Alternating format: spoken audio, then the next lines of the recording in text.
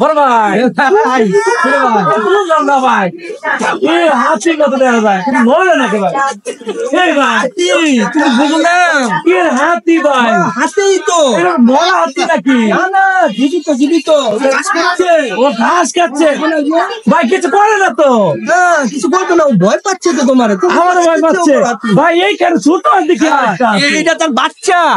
এটা কি বাচ্চা তাহলে বড় ভাই এই দূরে কেন কাছে থাকবে মা সাথে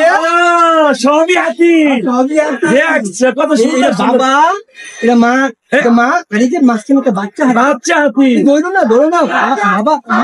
বড় ভাই বাসায় নিব না এটা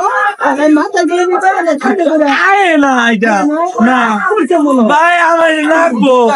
এটা আমার লাগবোই ভাই লাগবো আচ্ছা ভাই আমার নিয়ে অনেক বাড়ি আমার অনেক পছন্দ হাতি